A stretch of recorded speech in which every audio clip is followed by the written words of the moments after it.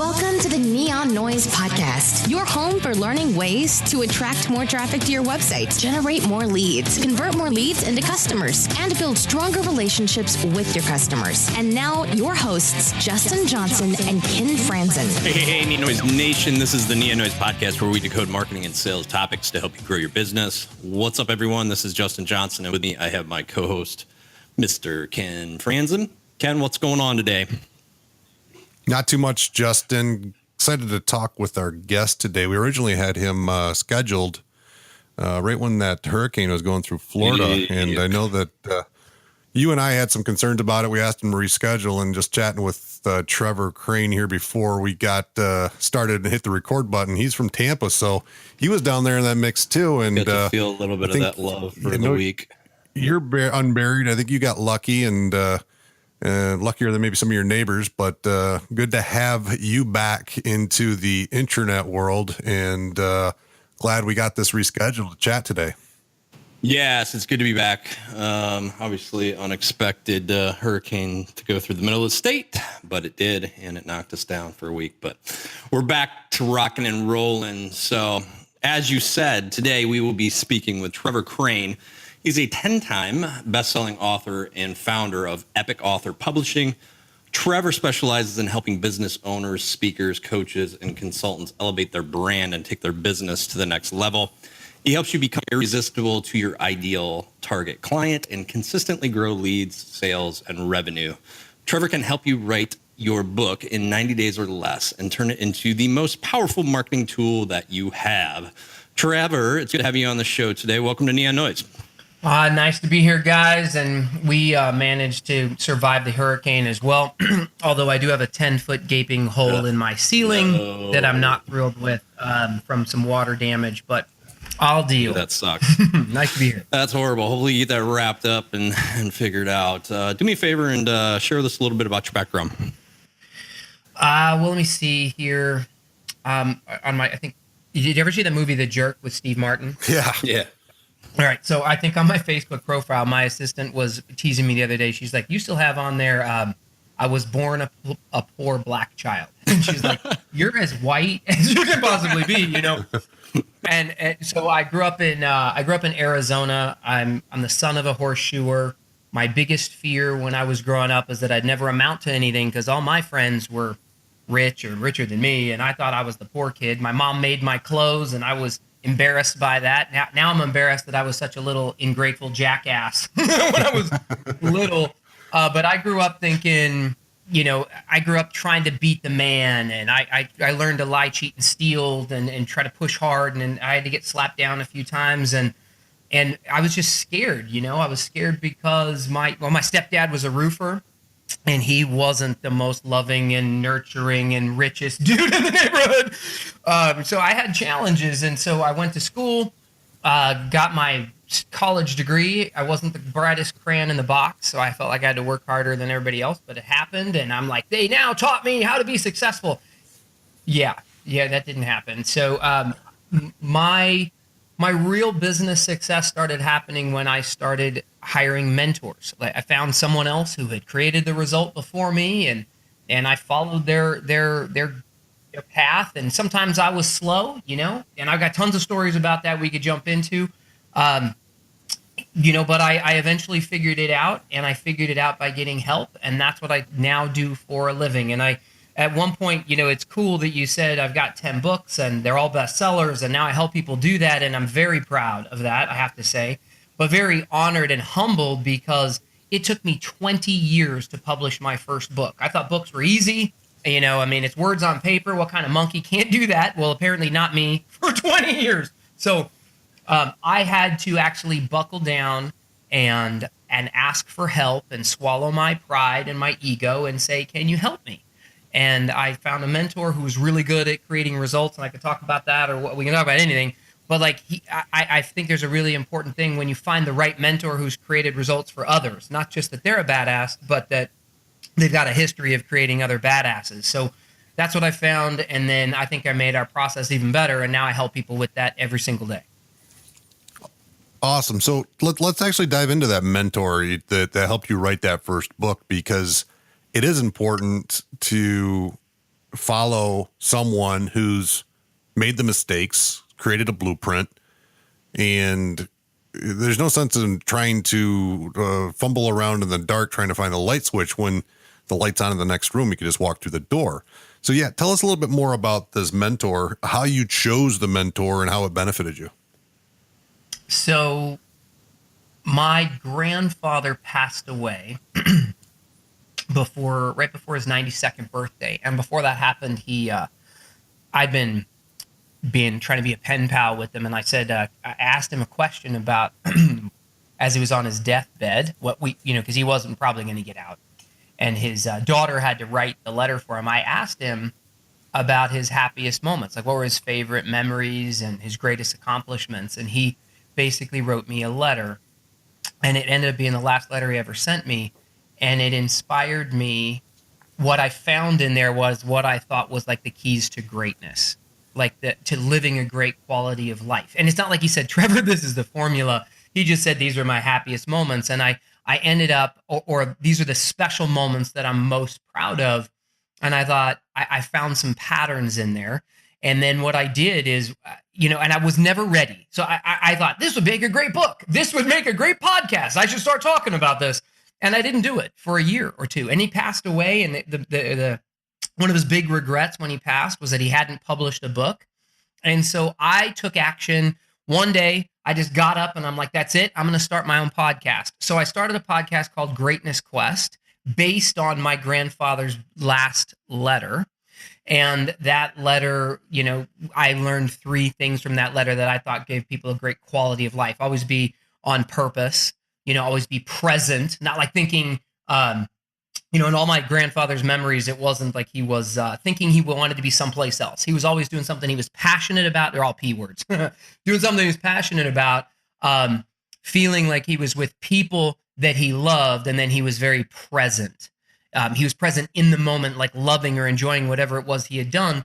And so I know that you asked me about my mentor and whatnot, but that was part of it. I needed a stimulus to kind of kick me in the ass, and that was one. And I got up, and the first video I made for this, if you ever go back and see it, I'd been growing my hair out, and I have really thin freaking hair. And at the time I was like, I bet my family I was going to grow out my hair. I have awful hair. I have a cold sore right on my freaking chin pointing at the world. And I did this video and I ripped it. I didn't make it perfect. I just freaking ripped it. And it became the first episode of my podcast, which I've now published for a few years now. And on one of those podcasts, I interviewed the guy I'm telling you about who became my book mentor. And at the time, I had been what I thought was somewhat a successful entrepreneur. I'd had my podcast. I had written manuscripts before I thought I had written my book. I had the whole idea of it, but I'd never published it. And I was doing a podcast just like you guys are now. The dude inspired me. He wrote his first book when he was going through cancer treatments. And he was on his deathbed looking at his wife that he was leaving behind and his son, and saying, what am I leaving behind? And what did he regret? And he said that he regretted not writing a book. And so instead of making excuses, and he had every reason to, going through chemo, he only had 1 hour of lucidity a day when he wasn't vomiting into a bucket or watching his hair fall out. And he pulled out his phone and he said, no more excuses. And he told his story into his phone, and he transcribed that into his first book. And that book made him 7 figures, the business behind it. And then he did it again, and he did it again, and then he mentored others. And as I interviewed him, like you guys are now interviewing me, I was like, dude, could you just help me? Because I was bragging, even on the interview. I'm like, I got my own book, and I've done some stuff, and you've helped me. That was bullshit. I mean, it wasn't bullshit. It was true. I'd been following him for a while, and I liked him, but I hadn't hired him. And I'd followed his stuff, and I knew intellectually what to do, but I hadn't done it until I hired him.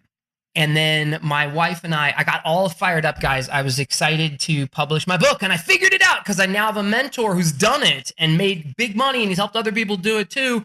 And I got all excited, and I'd like to talk about my dreams and stuff. And I'm doing it with my wife on a Saturday, and I'm like, honey, we figured it out. I hired Mike, and I'm going to write a best-selling book. You're going to write a best-selling book. It's not just going to be a national bestseller. We're going to make it an international bestseller. And all our clients from now on, everybody's going to have best-selling books. Our daughter, she's like 5 or 6 at the time, she's going to have a best-selling book, and we're going to nail this. And all I did was piss her off. She thinks I'm crazy sometimes. Like, I'm like, let's build a hotel on the moon. And we got in a fight, and I said, and I got out of the car pissed because she's like not supporting me. She's like, this is not the time, and don't put that on me. And I'm like, ah, and I'm angry. She's angry. And I realized I needed to like calm the hell down and be a nice guy. So I came back a few minutes later and apologized for being a jackass. But this is one of those times that I can say, I told you so. I don't get many of those opportunities. I'm typically wrong when it comes to a disagreement with my wife. But in the first year we both published our books, working with Mike, we added a 0 to the back of our income. So anybody listening right now, imagine the most money you've ever made, and then add a 0 to the back of that. And if you like that result, that's what I got when we learned to use books. And we got our books done. I wrote my first book in 24 hours. I got it done. My wife took more like 6 months. And then I did it again, and I did it again. And now all my clients, I set a goal last year, fast forward a few years here. Last year I made a goal from October to December. I gave a 90-day goal. I said, I'm going to publish personally, me and my family, 10 books between now and the end of the year. And that was some for my daughter and some for my wife and a co-authored project, some other stuff. We published 10 books between October and December of last year. We made a ton of money in that time frame, and I made the goal to help 100 new authors publish their books, and we're rapidly approaching that goal of having helped them publish their book and turn it into their most powerful marketing tool. Great story. So you sparked a series of questions I have now, because for starts, writing a book, it seems like this mountainous task that so many people I think have in the back of their mind. I'd love to do this, but I think much like what you faced, you're like, how in the heck do I ever get this done? When do I find time? And you give the example of your mentor only having an hour per day. So obviously it can be done, but I think it's the fear of actually going through and trying to eat this elephant, not knowing where the first bite lies, right? So let's start off with why write a book. What's the power in a book or for someone, and we can kind of take it from there. All right, why write a book? Well, if you're in business and you don't have a book, you're missing the most powerful marketing tool you've got that positions your. Everybody can write this down. I think this is the reason why. There's 4 words for you: authority, credibility, trust, and desire. There is nothing like a book that establishes those 4 things. If you write the right book, and there's a caveat here, just having some piece of junk book out there is not it. That is not it. You gotta write a dream book, the book that really establishes your brand and your mission and what you find most important or what you're best at. And that's confusing. Because, everybody has a lot of books in them. You have 1, 2, 5, 10, I don't know how many, but now you got to choose. So a book establishes authority, credibility. It builds trust. If in a book you share not just what you're excellent at, but you share your vulnerability. Even today, I didn't beat my chest and say, look how cool I am and all the cool stuff I did. Yeah, I got that in there, Justin gave that on the intro, like, hey man, Trev's done this and Trev's done that. You need that. But I also filed a $2.2 million bankruptcy at one stage. And a few years ago, I thought, who the hell would ever want to listen to me? My dumb ass again. Like I thought I was a liar, and I felt like I lied. I didn't mean to, but when you borrow money and don't pay it back, isn't that a lie? I think they call that stealing. I thought I'd go to jail. I didn't know you're even allowed to not pay off a credit card debt or a car or whatnot. And I learned, by the way, if you try to lock up your vehicle in your garage, they'll freaking break in and take it when they're repossessing stuff. And when you park it down to the end of the street, they'll find it and take that one too. So, but my ego was knocked into the dirt. My self-worth was totally aligned with my net worth, and I thought I had nothing. And then when I was a younger, I thought, who would ever want to listen to me?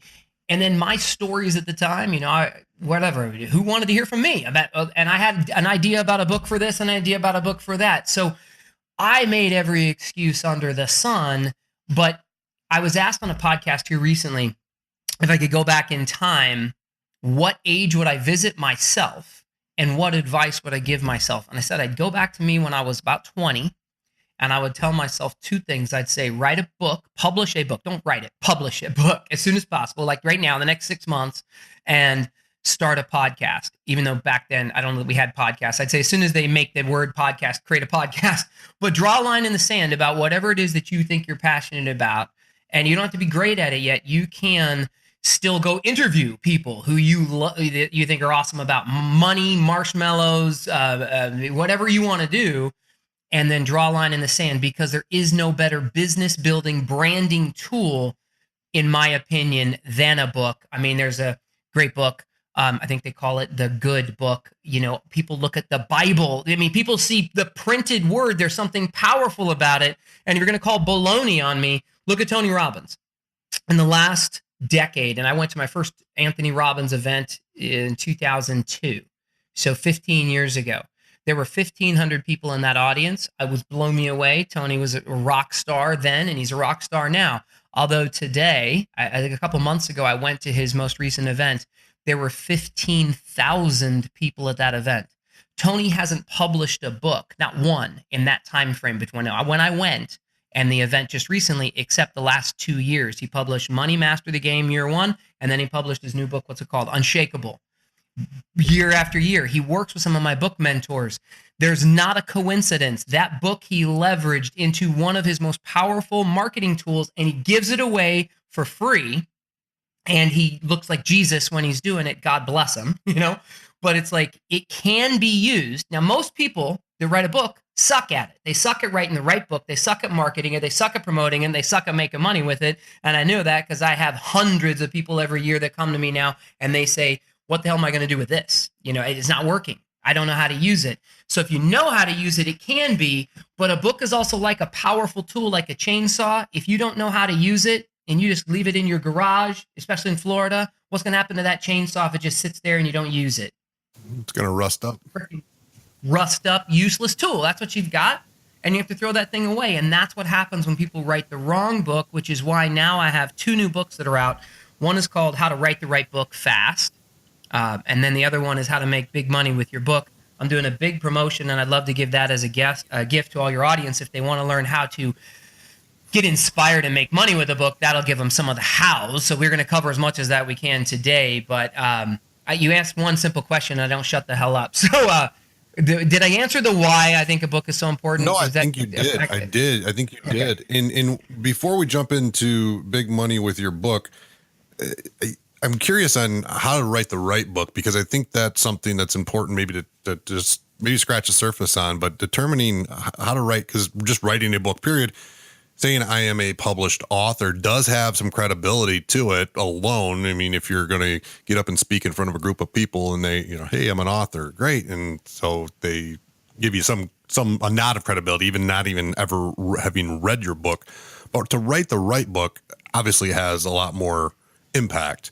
How do you go about figuring out what the right book or how to write the right book? All right. Great question. So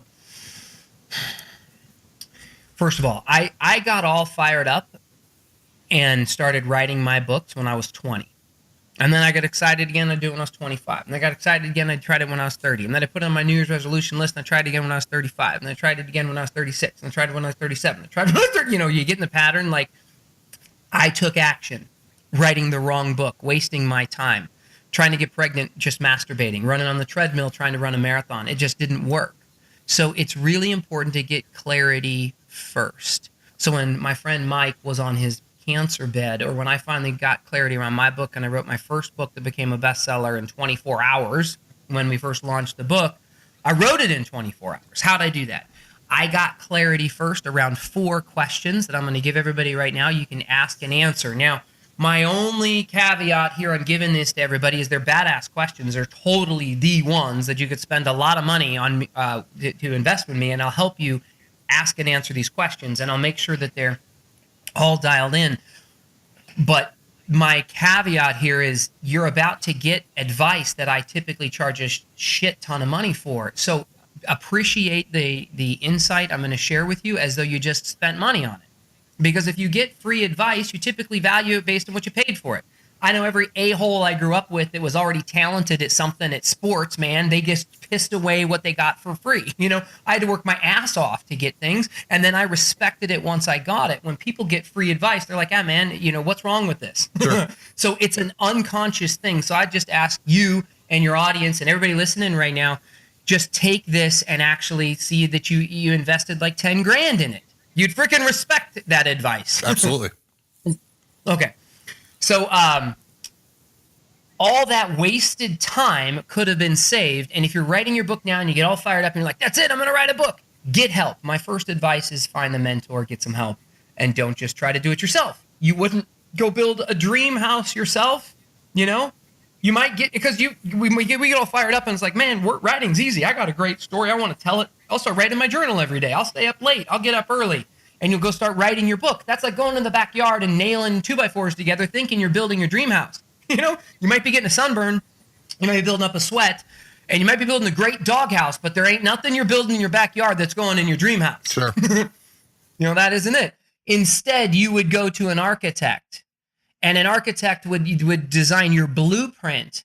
And then you would say, but I want a wall this big and I want an infinity pool like that. And he goes, well, where are you going to build this house? And you say, in Manhattan. And he goes, dude, you're not allowed to build that house in Manhattan. And it's going to cost you $10 million. You can't do that. And you're like, well, that could be a good house in Mexico or Mississippi, but not here. So an architect is important. That's why you need help. These 4 questions I'm about to give you are those. And then the architect doesn't build your damn house. They build the blueprint.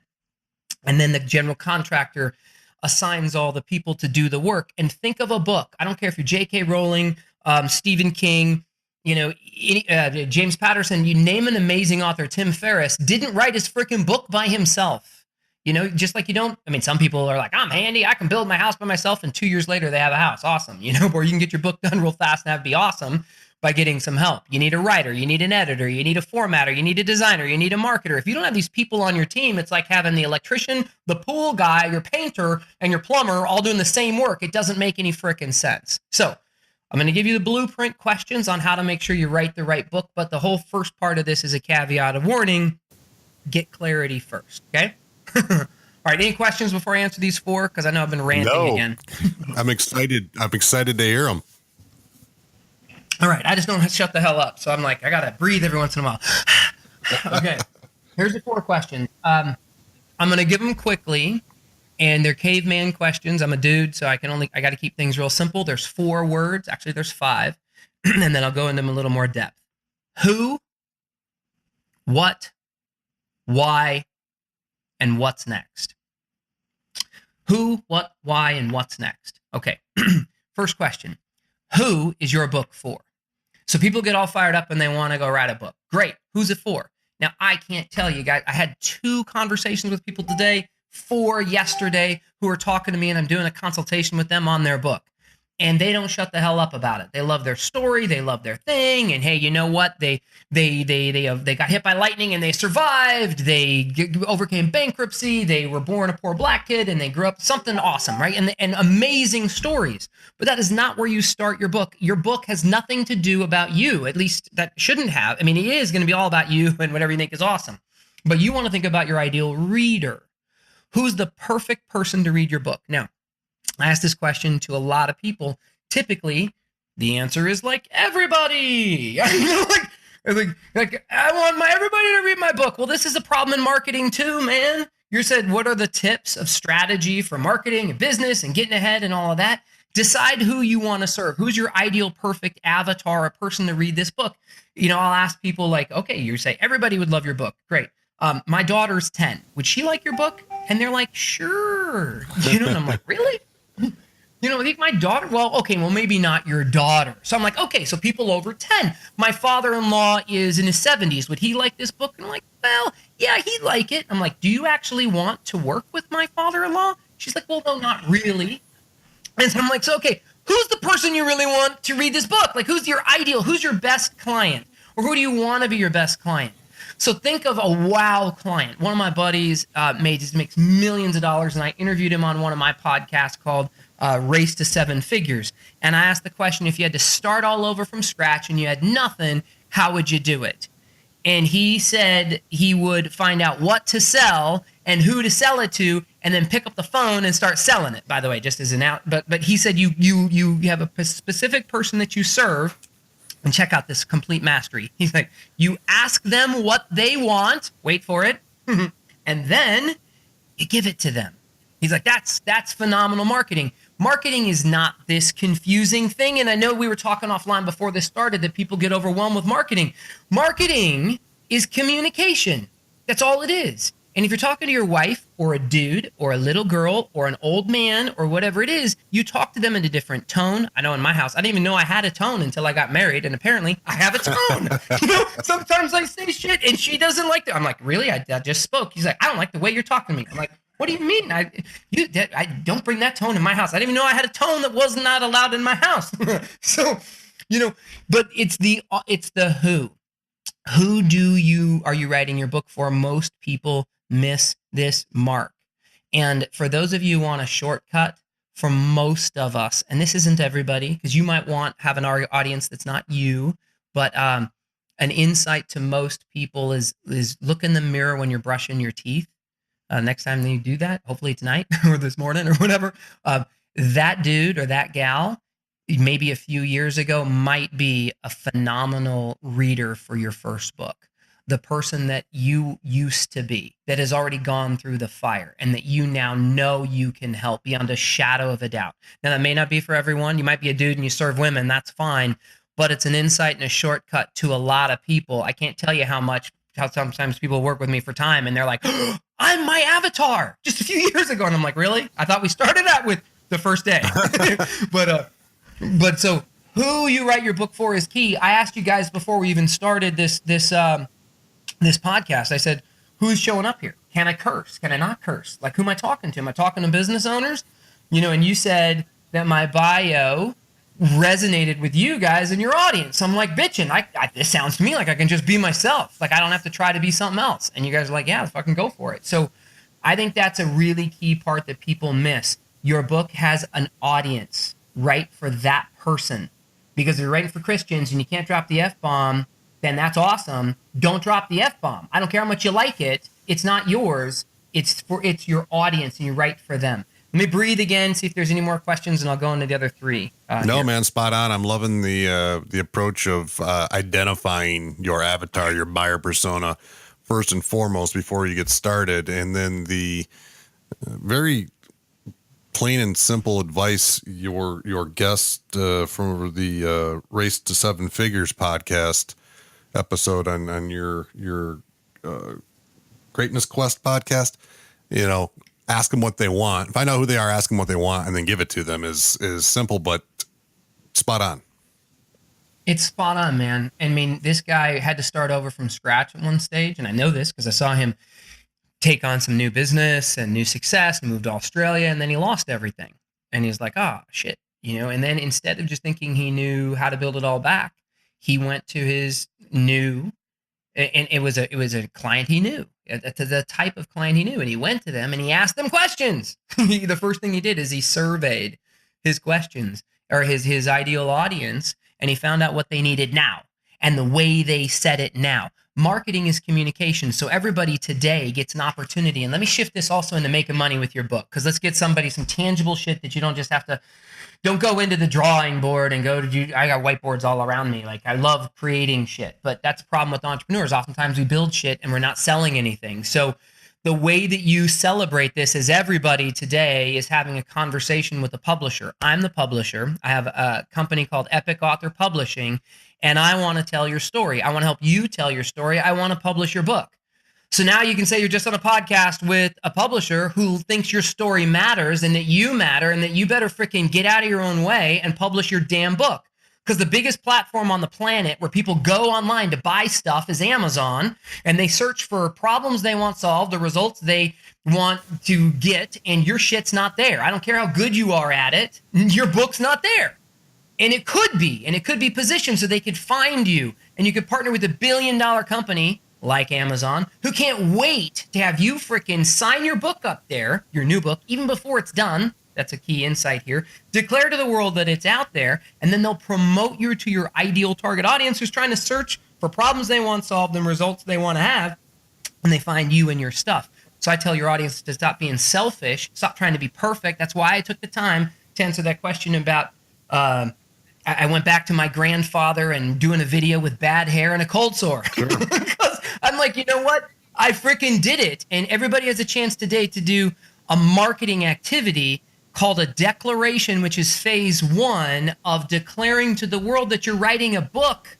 I also got this. I stole it from my this friend of mine I just told you about as well. You call your mom, man. Go on social media today. Post on Facebook and say, I'm writing a book. Just got off the podcast with this publisher, and I'm all excited, fired up. I'm going to write a book. Post it. You're going to get love, man. Call your mom and say, Mom, I'm all excited. I'm writing a book. Or, call maybe a mentor or call somebody and tell the world, though, declare to the world that you're publishing a book about fill in the blank, about money, about real estate, about my business, about the next level of whatever you're into. One of my clients came to me earlier this year, so in February, and she said, Trev, I'm excited about writing a book. I need to get this done. I need to do that for my brand. What should it be about? My first consultation, I went through these questions with her, and I know I'm still on the first one, which is, who do you help? But I gave her this gift as well, which was declare to the world you're publishing a book.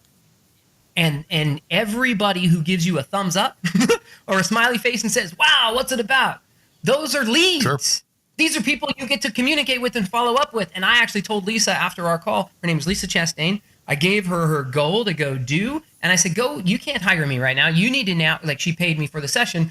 But I'm like, go out there and tell the world about your book. Follow up with all those leads and make sales. Sell your stuff. You got awesome stuff. Go sell it. And I like people to sell high ticket shit. If you sell stuff for $1 or $10 or $100, it's tough, man. I don't know if you do the math on this, but to make $1 million, you got to sell $1 million $1 things. But if you sell $1,000 thing and you sell 10 of those, you just made 10 grand. That's kind of cool.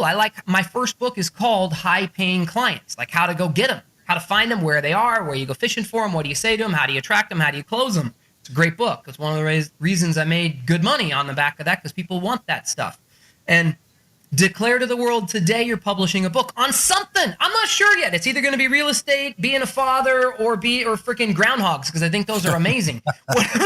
And then you interact with your audience. They're going to go, what the hell, groundhogs? And like, but I would be interested in that real estate book, or fuck you, I think you're a bad father, or whatever. Like, we get some feedback, and then you start to interact with them, and you're like, hey, what do you think? And then you say, hey, you wouldn't want some help with your groundhogs, would you? And they're like, fuck, I don't have a groundhog. And you're like, do you know anybody who likes groundhogs? I don't know. But then you ask them. So they're either your lead to someone else, or they're your client. And they go, I used to sell this energy drink. There's a healthy energy drink. And the bad thing about this energy drink is a couple bad things. It was, it tasted bad. So you gave it to somebody and they spit it out. Like 9 out of 10 people be like, this tastes like shit. So it was like, okay, that was a problem. And then it also had a lot of niacin in it, and it's a kind of niacin that gives you great energy, but you get a niacin flush. Do you guys know what that is? Okay, it's like getting poison ivy all over your body. That's not good. And so you break out in a rash and itch all over. It's really good for you, really healthy.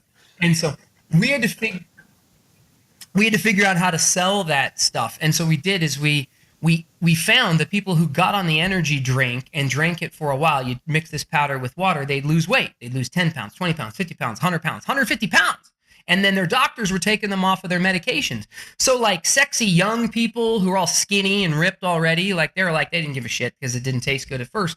The fat people, would, come on, everybody's got a little extra weight on them, so that I'm not throwing anybody under the bus. If you're fat, sorry. But I mean, they'd drink it and be like, holy crap, I think it tastes good. It tastes sweet after they drink it for a while. Their body chemistry would start to change. And what used to be acidic and taste sour or sweet or bitter would end up tasting good over time. And their doctors are taking them off their medications. And we said, well, shit, let's stop selling this to skinny people, skinny young 20-year-olds, and sell it to people that have extra weight on them. Now, when we sold this, just by the way, when we went out and said, hey, I noticed you're fat. Would you like to take this energy drink and help you lose weight? That didn't work too well. Like, it's like going to a bar and being like, hey, I'm all horny and trying to have sex. Who here wants to have some of that? Like, you see my car? Like, that's a really cool move you can try at home. If you're single, it's friggin' awesome. Work every time. But instead, we go to them and say, hey, I'm real, and we'd ask them a really powerful question. They're called the 7 magic words. Who do you know we can help? I'm all fired up. I got this cool energy drink. It helps people lose weight. You wouldn't know anybody who'd want to do that, would you? And they go, me. And then, they're 300 pounds. And you can tell they're like, most of it's like really the obesity fat, not like freaking rock, like 300 pounds where you're like, holy shit, I hope he doesn't eat me. But nor like, holy shit, I hope this freaking Jabba the Mutt doesn't eat me. But they go, me. And you're like, really? You want to lose weight? I had no freaking idea. So you get to follow up with everybody gives you a thumbs up on your new book. And if you go, hey, you wouldn't want to know how to make some more money, would you? Because I'm writing a book about it. Can I interview you for my book? You seem like a total badass. Hey, I'm writing a new book. And this is a phenomenal tool. I went to 2 conferences recently and I saw badasses up on stage. And most people are there trying to hand out their business card and, hey man, this is me, get my thing. Can I sell you some real estate or a car or whatever the hell they do? Like, I don't even bring business cards. I don't even have a freaking business card because nobody's interested in me. They're all interested in them. And instead of shopping for freaking clients, I'm looking for mentors, baby. I know the next level. I'm looking up on stage. I'm like, look at that badass. And instead of being a monkey and following in like a cow, like everybody else, and like, I can't wait to talk to the guru after he gets off on stage. I'm like, I don't know, this is not me. I think it's awesome. Go stand in line, but I can't handle it. I go up to him after the crowd clears and I'm like, hey, my name's Trevor. That was really good. Thank you very much for that amazing thing. And then they say something because I compliment them because I thought they're awesome. I'm like, by the way, I'm writing a new book right now and I think you'd be perfect for it. I love that story. Could I interview you for my book?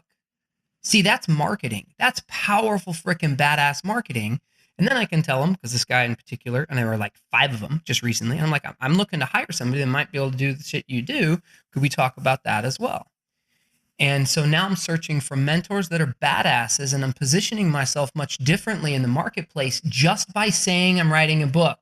So when I say that your book can be your most powerful marketing tool, I'm trying to give you some insight. Call your mom, post it on Facebook, follow up with people, find out if they're interested in shit. Just don't try to tell, hey, I know you're fat. I know you're broke. I want to sell you something that sucks. But like, who do you know might want some of this? Who do you know might want to be a featured case study in here? Who do you know who might want to be who's a badass in this thing that I can interview? Because I want to start a new podcast. I want to start a new book. I want to figure this shit out. I've been failing now for a long, like, be authentic about where you are. Don't bullshit people. You're gonna be like, hey, I decided to write a book about this. I know nothing about it, but it's going to be awesome. I can't wait. And I need to find the biggest badasses out there that I can interview. Can I talk to you?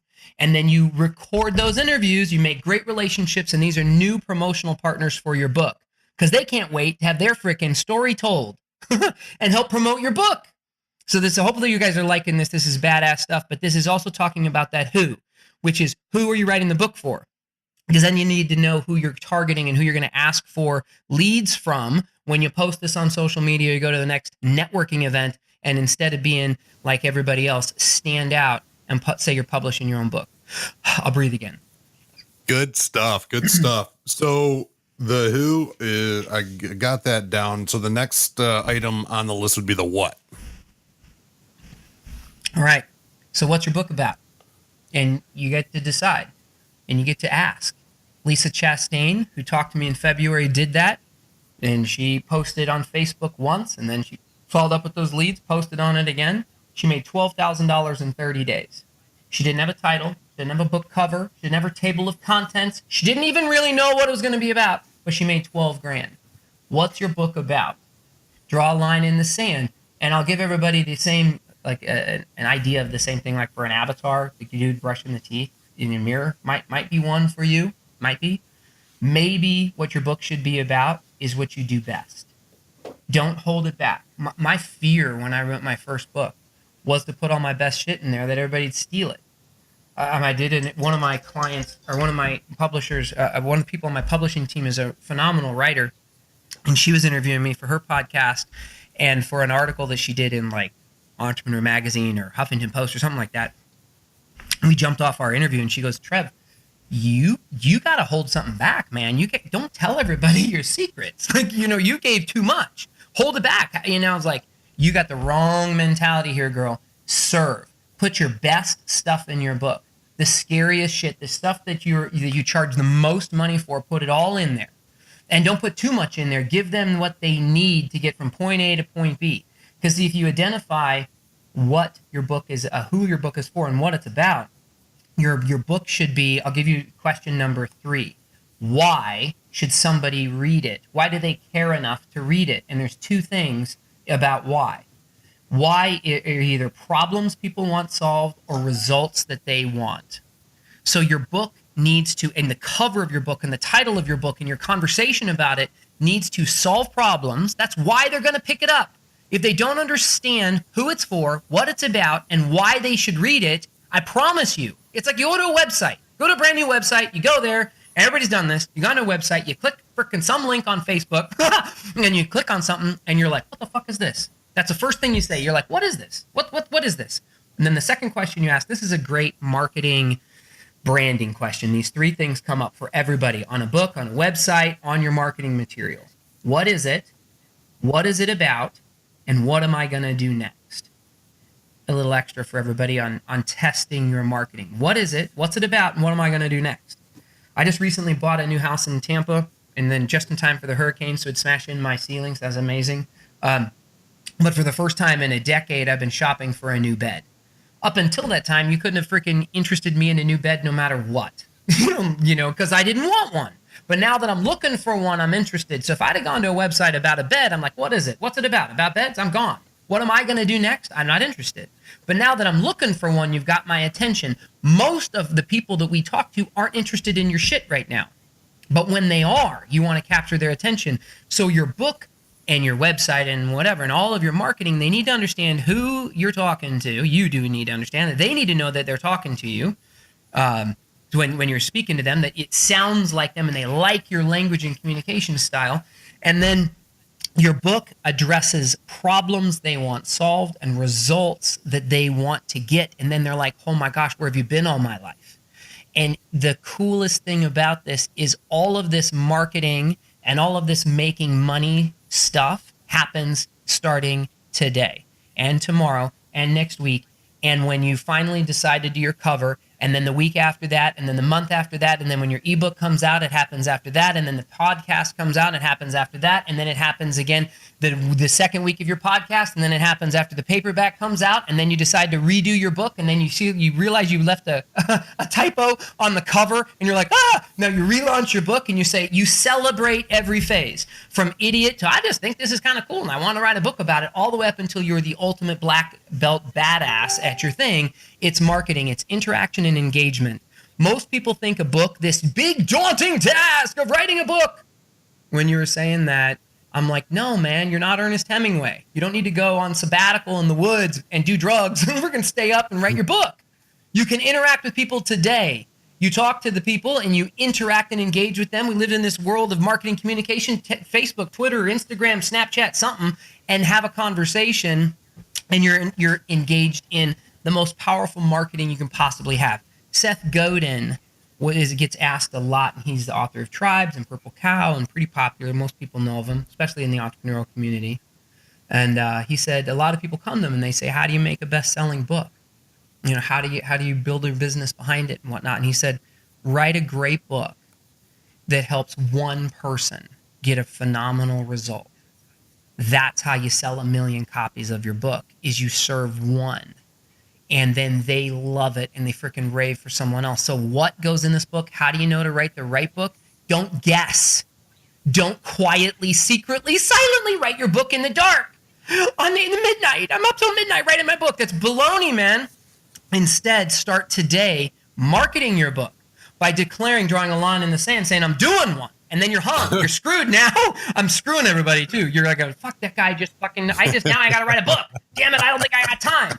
When you get clarity, my clients typically get their books done in 30 days or less, because we give them the blueprint of what to go do specifically. Instead of masturbating and wasting time and doing all the wrong shit, you now know specifically what goes in your book because you ask and answer these questions, and then you frickin' rip it. It's done because this stuff is inside of you. And if it's what your story is and what you do best, and you interview badasses or somebody that you want to be your client, you can leverage your book and your most powerful marketing tool. Everybody starting today, regardless of whether you go get my new book, regardless of whether you come to my event, regardless if you ever go to another, just you freaking do this and pretend you invested some real money in my advice, and you'll go freaking create some amazing results. Awesome. Thanks for sharing that with us. That is value there. And yes, you are spot on about how people do perceive advice, the worth of it, and how much they invested. And that is worth a ton of money. So I appreciate you sharing that with our audience. Yeah, baby. I do the same thing, man. I get something for free and I'm like, I pay for it. And I'm like, when people pay, they pay attention. That's the truth. So let's talk real quickly about your book, Big Money with Your Book, without selling a single copy. And in the intro on Amazon, I was checking this out. You write the average self-published author makes less than $100 per year, which is super, super like, why would I write a book? Because I'm thinking here, if I get a number one bestseller, right, I could probably add if I get that status, then instantly I should be able to add the word money to my name, like Floyd Money Mayweather, right? I mean, it's like I'm number one bestseller. I am rolling it Jay-Z style, but that's not necessarily the case. And so you're addressing this without even selling a single copy, making big money. So let's talk about this book and what it's about, and diving into there, because I'm sure there's some segues from what you just explained to us that are there. But share with us a little bit about that. Yeah, brother.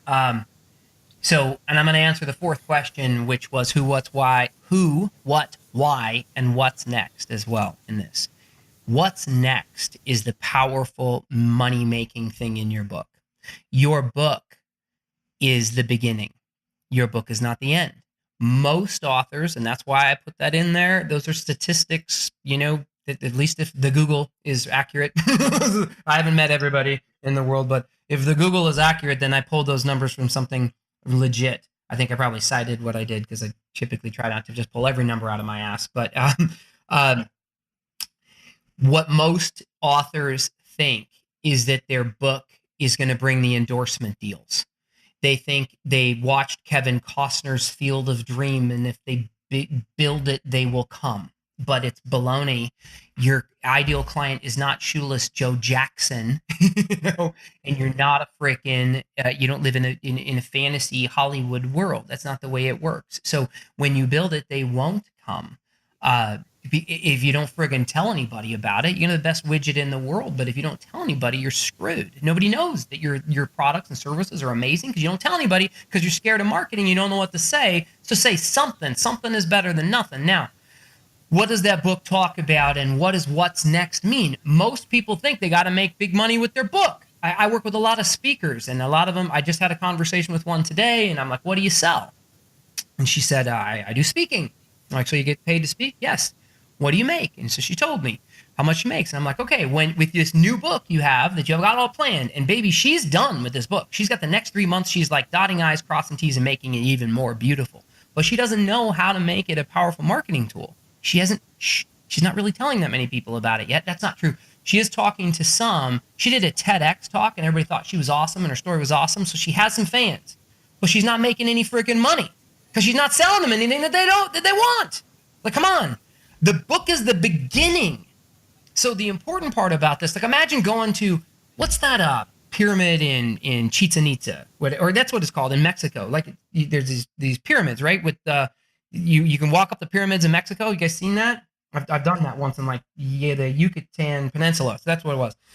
You go up there, you get to the Yucatan, you're like, look at that pyramid. Oh my God, that's so great. And you run up and you go to the first step and you jump up there and you're like, I made it. And then you go home. No, that's freaking baloney. You go up to the top, man. The book is the beginning. The book is the foundation. The book is step one.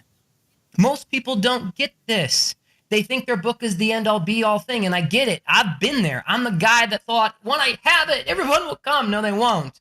So you got to think about the business behind it. What I did in Big Money with Your Book, without selling a single copy, is instead of, I like telling a lot of stories, and I tell my stories, I tell my clients' stories, and then that gets a little ego-wanky, where it's like, look at that guy. He fucking won't shut up. All I do is tell him how cool he is, and how cool his clients are, and how they all make money. So instead, I interviewed 5 badasses for that book.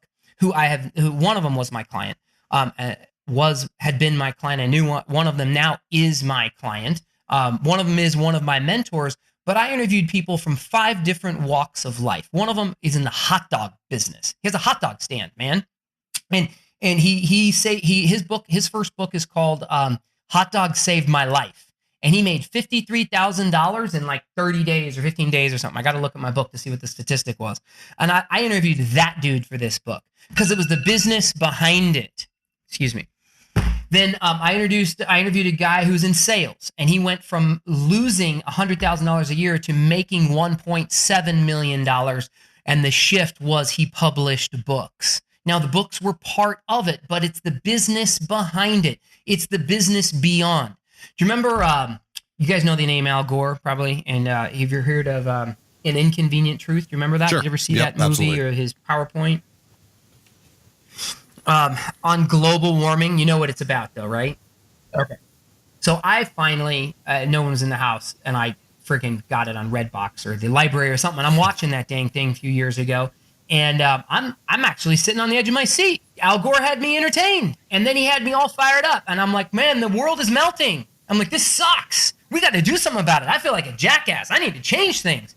And so then the end of the video, he's like, the world, we're melting it. Ice caps, killing the world. We suck. Got to change it. And I'm like, yeah, man. I'm all fired up.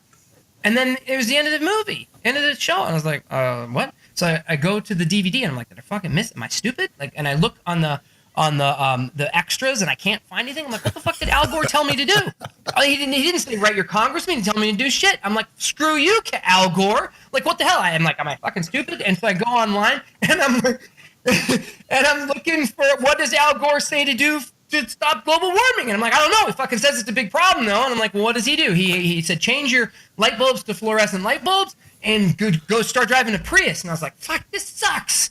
Screw you. So, and he's got a great book, and it's New York Times. You know, if you're vice president of the United States, you can write a book on freaking anything you want, and it'll be awesome. You can put a shit in a box and freaking sell it, and it'd be great. But if not, you want to give your audience a place to go. What's behind your book? I can't tell you how many freaking clients I have come to me who have gone with traditional published authors, and they come to me, and they're so excited. They're like, I have a traditional. I didn't self-publish. I went with the public. I got a book deal. How much you get for your book?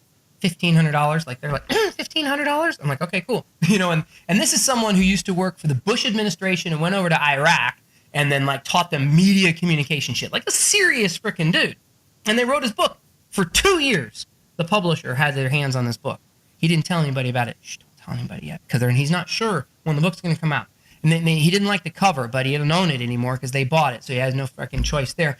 And then I'm like, well, what do you sell? What's the back of this? And he's like, well, you know, I'm consulting and back-end government and stuff like that. And I'm like, all right, so you want to be a consultant? Yeah. Like, what do you charge? I'm like, do you have your website in the book? Fucking nothing, man. Not his website, not anything. No call to action. It doesn't really sell anything. It doesn't teach you shit. It says memoirs about being there.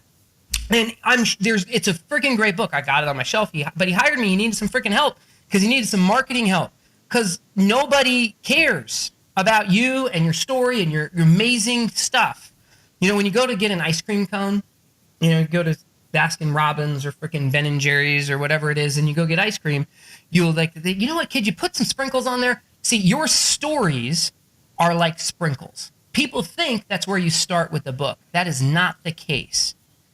Nobody goes to freaking 31 flavors and freaking buys, could I have a bowl of sprinkles, please? That's all your bullshit stories with no context. What should happen is you ask and answer these questions. Who, what, why, what's next? Where are you driving them? What are the next steps? What could Al Gore have told me to go do that it got me all fired up and part of a Facebook group and part of a something, doing something, taking action, wearing new t-shirts and changing the world? Figure the vision of and mission of your book first. Now you get to start making that happen and make money with it today. Find a way to sell some kind of product or service. And if you don't know what the hell to do, go read Big Money with Your Book. Because I interviewed some badasses from all different types of walks of life. Like one of my new friends, and she's actually now a client. Her name is Alona Selke. She's probably one of the richest people that I interviewed in the book. She makes a fortune. And she's into spiritual connectedness, you know, and it's like, every picture has like her new book is called Dream Big, but she has made she is an action taker. She's not just an airy-fairy freak. She's freaking awesome. She has these visions of what she wants to create, and she makes them happen. It's like the law of attraction on steroids with this gal. She's amazing because she takes action. Go get that book and you'll learn some stuff to sell behind it. But it's like courses, consulting, products, programs. Something beyond your book is where the money is. My daughter's 10 years old. She wanted to buy a new computer. It's $1,000 because she wanted the new Apple, whatever the heck it is. And I'm like, I'm not buying it for her because I'm a cheap ass. No, I'm just kidding. Because I want her to respect something. And so I said, honey, how many if you sell one of your books, how much money do you make? And let's just say, for argument's sake, she makes $10. I'm like, okay, how many books do you need to sell to get that computer? She's like, okay. So she did the math. She's like, 100. I'm like, all right. So I did a business with my daughter where we teach people to become kids book authors, and we teach the course together. And my daughter has a mission to help 100 kids become published authors. It's called Super Kids Books Publishing. Kind of cool. And I said, and let's say her course is $100. I'm like, honey, how many courses do you need to sell to make $1,000? And she's like, 10. And I was like, all right, well, which sounds easier and which would you rather do? And she goes, well, it's probably easier to find 10 kids, but I want to do both. I'm like, yes, that's my girl. She wants to do both. But you got to have something beyond your book. People don't think it, and then they're confused in their messaging. And I'll tell people, hey, man, tell me about your book in 10 words or less. And they blather on, blah, blah, blah, blah, blah, blah, blah. I don't fucking understand what the hell they're saying. And most people will blow smoke up their skirt and say, oh, that sounds amazing, whatever. And they walk away going, I don't know what the fuck they just said. But I have the courtesy, the honesty to go, I love you, I support you, I think you've got an amazing story, I can't wait to make this happen, but I didn't understand one fucking word that just came out of your mouth. No, I don't say it like that. I'm a little bit more gentle. I'm like scaring the shit out of someone's like, I'm not fucking talking to that guy, he's mean. No, I'm not mean. I want to make sure that your message makes sense. Everybody listening right now has a message and something that you do great and is amazing, and your message matters. And you need to figure out a way to tell your story. You don't have to do that on your own. You can get some help. If you go scoop up my book, I'll ship it to you. You just pay for shipping. I know these guys are going to put the link on there, but I will help you not just come up with the ideas and get all fired up, but I got some place to take you. And it's the promised land where you make more money. You get a message out there that changes the world, and they don't happen in sequence. It's not like paint by numbers, do 1, 2, 3, then finally by fucking 400 you can finally make $1. No. It starts today. Today you can start. It all happens simultaneously. Sell the vision and the mission for what you care about today, and test it by talking to people and risking that you might not look good and perfect and polished and whatever. And now you're being a badass. Now you're communicating with authenticity, and you will stand out in the marketplace like nobody else.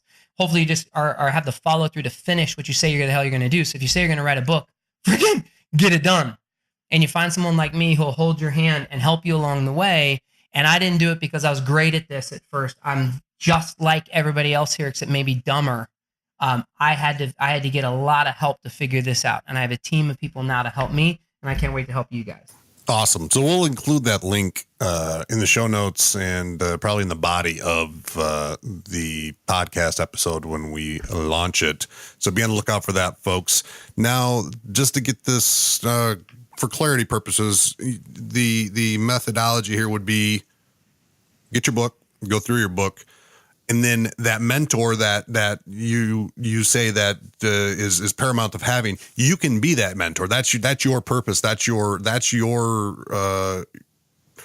skin in this game. That's the what next to your book, correct? I mean, that's what you're looking for, is to help mentor me. I want to write a book, and I'm going to read your big money with your book.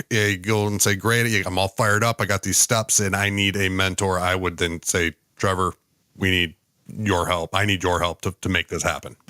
Yeah, I'm your dude on that. I mean, my job's to help you do it really quickly. I put on a lot of free content for that. I've got a webinar, I do trainings, I sell a membership site where I help you. I'm transitioning things, so I have a very low ticket option to help you with that. That's freaking badass. So that's going to be coming out soon. My bread and butter right now is to mentor people to do this, and I work with you for 6 months. And I help you get it done. For those of you who scoop up this book quickly, I have an event coming up that you get. And this may not be available to everyone, because once tickets are sold out at the free level, and they're filled up, and that's going to happen very quickly. So you got to scoop it up. On the back end of getting this book, you get 2 tickets to Epic Author Summit. And that you get to spend 3 days with me and my publishing team, smarter people than me, that help you get this stuff done. And we help you do 3 things at this event: meet your mission, master your marketing, and make more money. And it's all around how do you leverage books in that. Whether you have a book or you don't have a book, this is an amazing event for you. I don't care if you've got a dozen books. This is going to be transformational.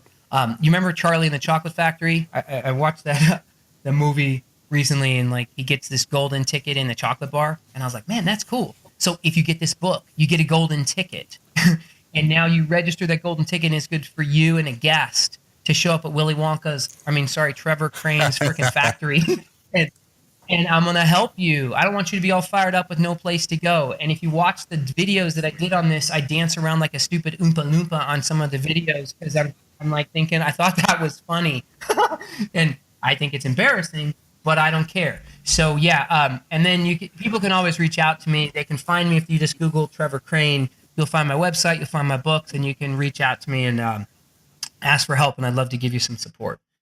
So when is the Epic Author Summit, and where is it located? So regardless of when somebody gets this is going to be timeless. So Epic Author Summit will always be happening. I'll do at least one a year. So wherever, depending on when you get this, this is a timeless training then for you. So we'll try to keep the link that you have active forever, and then also Epic Author Summit available for whenever. In 2017, here in November, we're doing it on the 10th, 11th, and 12th. And that's going to be in Tampa, Florida, and it's going to be epic. If I have anything to do with it, it's going to be as good as I can friggin' make it.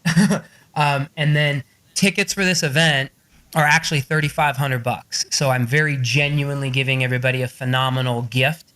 Tickets are going for free for a little bit, then they go up to the price goes up to where back up to $3,500. So scoop them up now, and if you don't get the free ticket, don't be pissed at me or anybody on the podcast here just because then they're gone and I'm sorry you missed out, but you can come. I'll give you some kind of phenomenal discount and bonus, so there'll always be something there for you where you still feel served, and then you can still come and get a deal. Because if you came here, then I want to make sure you're taken care of.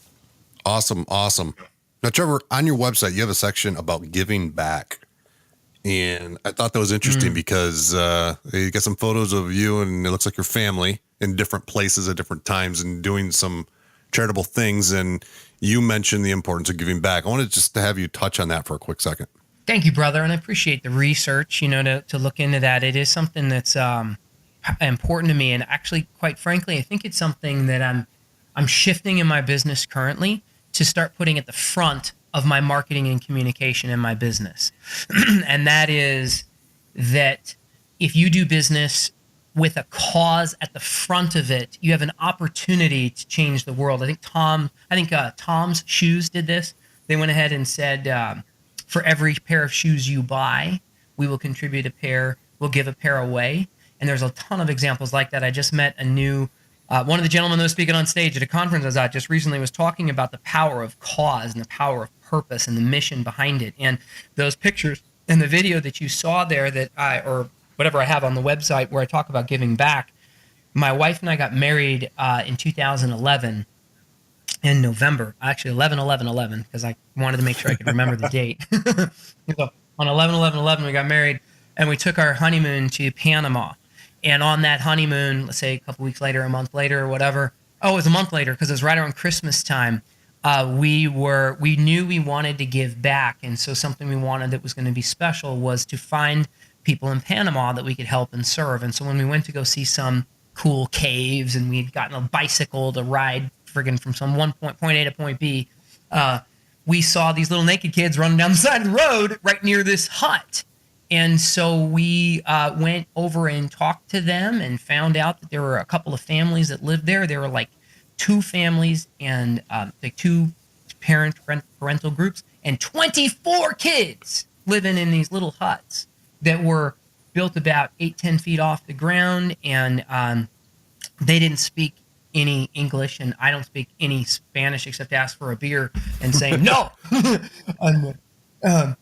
And it may be curse. I know a couple of those, but then my wife was able to talk to him a little bit, and so we went out and played Santa Claus that next day or that night.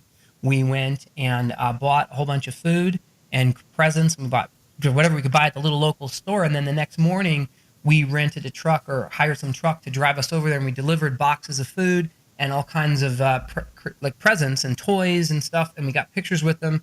And it was pretty emotional. Like my wife was crying because they were so grateful. We didn't want to be insulting at all. We were just trying to be cool, and we more kind of wanted to drop it off. But they ended up just taking us into our home, and I've got pictures of me holding like a chicken and a little puppy dog, and these little naked kids with these little, the little boys holding the Barbie doll, and they're all wearing these Croc type shoes and all these fluorescent colors and stuff. And it was just so rich and rewarding.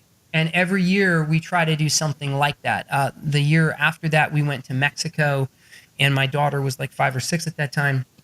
And we sponsored 200 kids that went to this school. It's called I can't remember the organization, but it's in Puerto Vallarta. And we went with our family, and we gave them, it wasn't Christmas dinner, but we were ladling soup, and we paid for this like a Thanksgiving type of meal again around Christmas time, and we bought backpacks with all these school supplies. And so I think that that's what I think we're here on this planet to do, is to help and serve others. And if you're not helping somebody else make their life better, then you're wasting your time. And so everything we do has a cause behind it. And I don't typically promote that at the front end of my stuff, but I've decided recently to shift.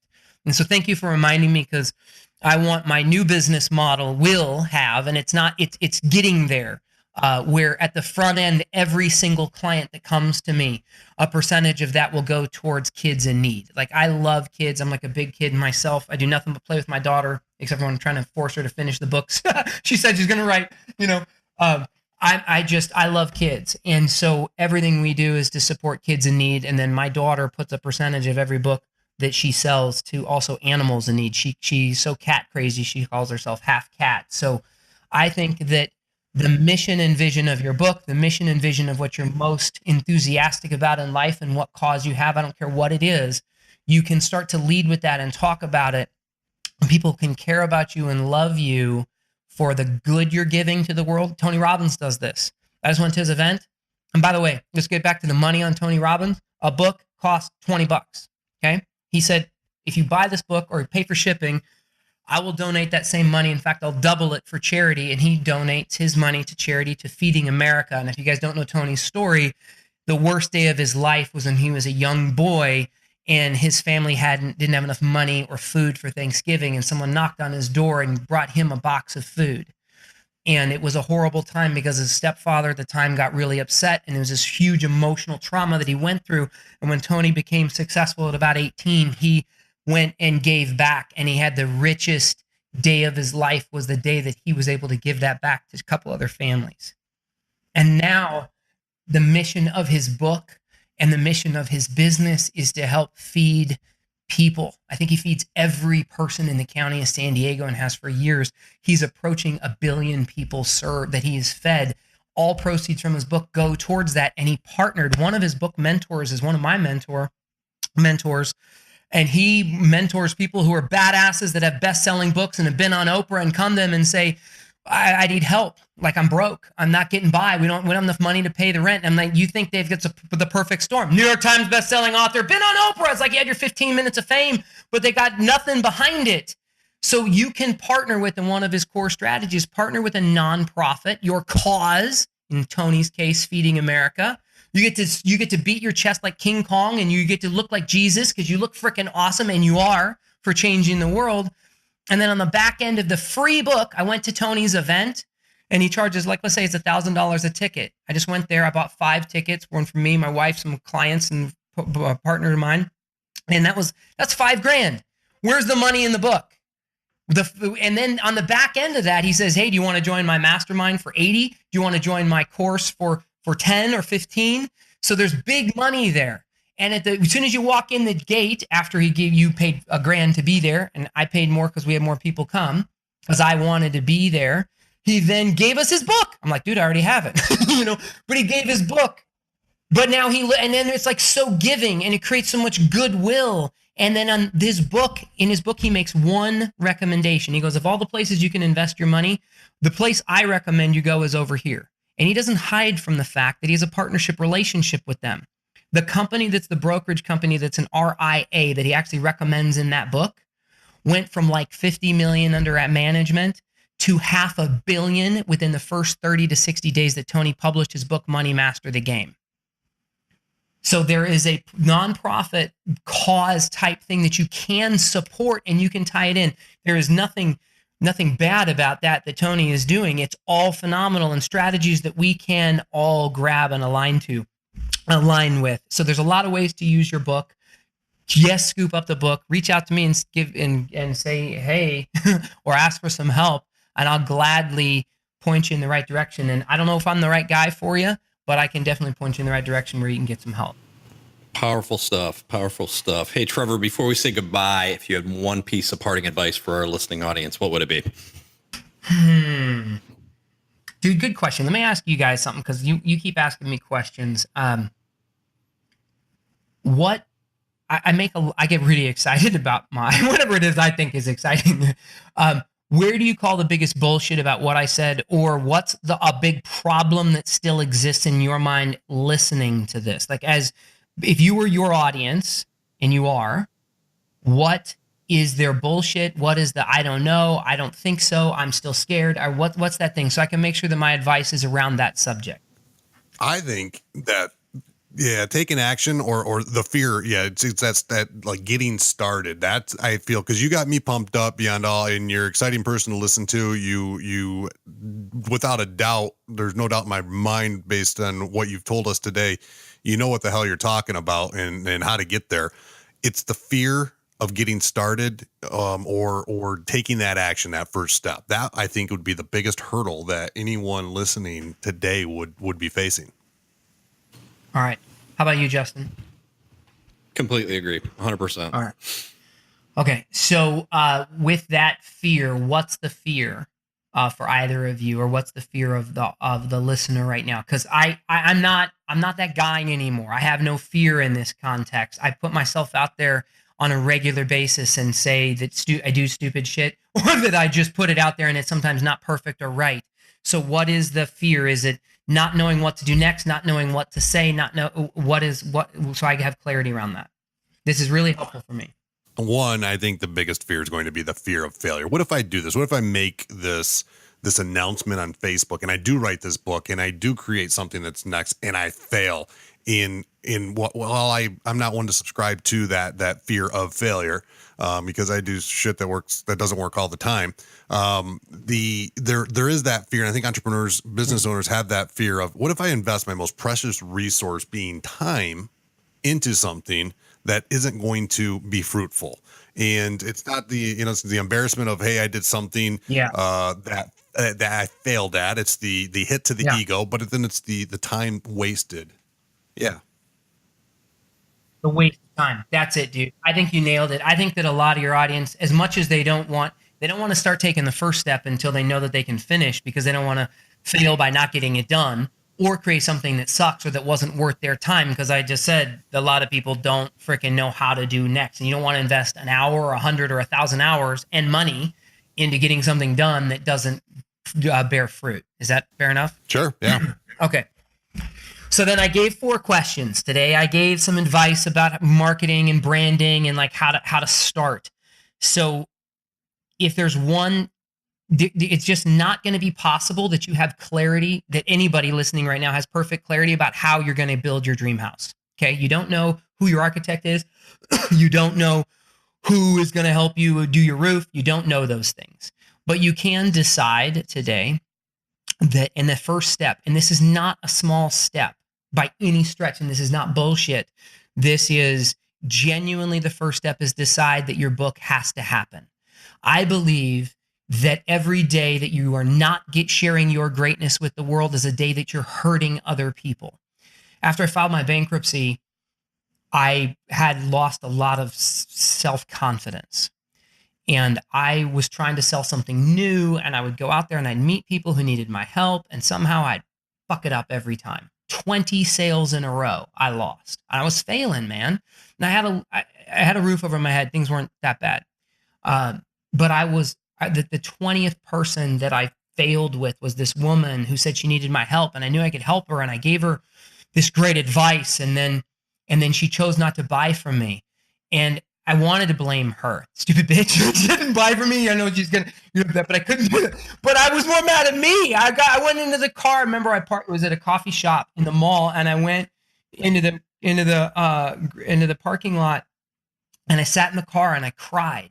And I didn't cry because I didn't make the sale. I cried because I felt like I'd punched her in the freaking stomach. She hugged me at the end of the interview. Oh my God, it's so amazing. Thank you so much. I'm not buying anything from you, but I've got what I need. And freaking on her way she goes.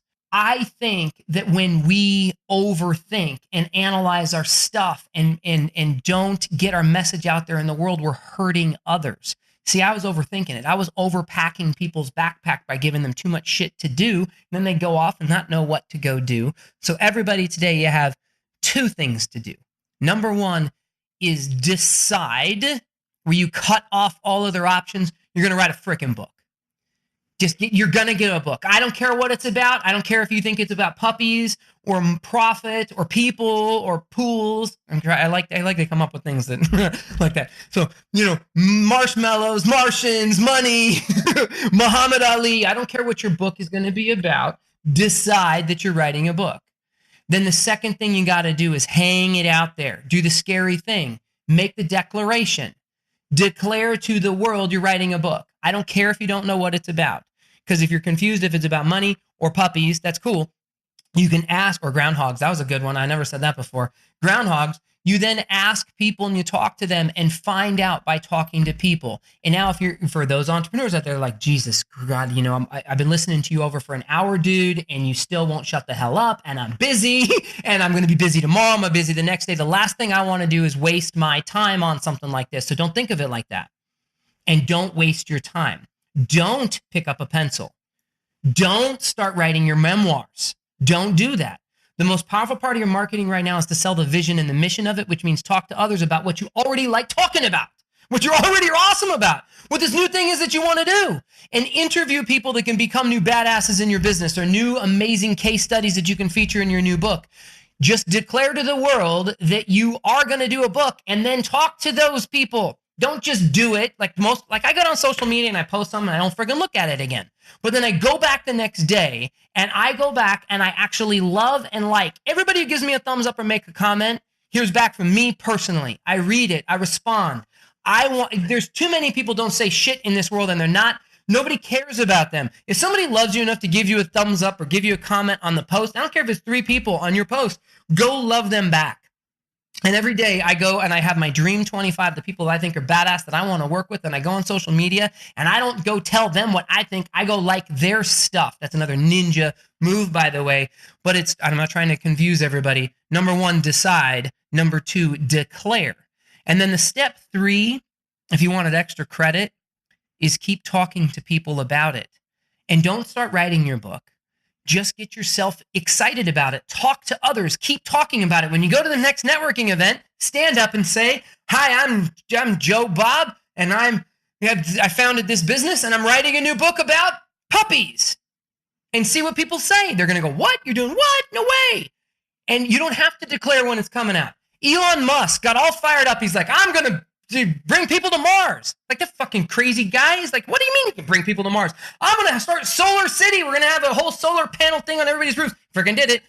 I'm going to sell Teslas. They're going to be amazing with electric cars. Like I thought that like 10 years ago. I'm like, fuck, I want to do that. That's awesome. I want solar powered Hummer. I got a picture I drew with the crayon at an event where I'm like, it'll be cool. I have a solar powered Hummer and I don't have the shit, but Elon Musk went ahead and said, "Guys, we're going to have a Tesla out there. It's going to be cheap. We're going to sell it. It's going to come out sometime, not really sure when. We haven't even built the factory that builds the batteries for these things, but if you guys want, you can buy one today." And inside of 30 days, he had 500 million people, or 500,000 people, give him $1,000 on pre-ordering a car that didn't exist, that was going to be made from a factory that wasn't even made. And he said, "I don't know when it's coming out. It might be 2 years. Might be. But you'll be the first ones to get it. It's going to be awesome." It takes balls to declare to the world that you're going to get something done. But then you take action to follow up, and you can figure out the how later. Go get my book. Come to my event. If you think I suck, then give me a great hate message. I could use more haters because it's fucking awesome. That'll be good marketing. Say something really, really, really provocative because then they can do a movie out of it or something. But just decide, declare, and then keep your feet moving. And don't get confused by writing your book. When you're doing research and marketing and talking to people and interacting with your ideal target client, find out what their pain points are, solve them. And then your book will be a badass book that solves phenomenal problems for your ideal target client. Love it. Decide, declare, and keep on talking about it. Good stuff. Hey, Neon Noise Nation, we hope you enjoyed our conversation today with Trevor. Be sure to go over and check out his website at www.epicauthor.com. Trevor, man, it was awesome. Thanks so much for being on the show today. Thoroughly enjoyed your time. A ton of awesome value. The show notes from today will be available at neongoldfish.com/podcast. Until next time, this is Justin, Ken, and Trevor signing off. Neon Noise Nation, we will see you again next week. Thank you for listening to this episode of the Neon Noise Podcast. Did you enjoy the podcast? If so, please subscribe, share with a friend, or write a review. We want to cover the topics you want to hear. If you have an idea for a topic you'd like Justin and Ken to cover, connect with us on Twitter at Neon Goldfish or through our website at neongoldfish.com.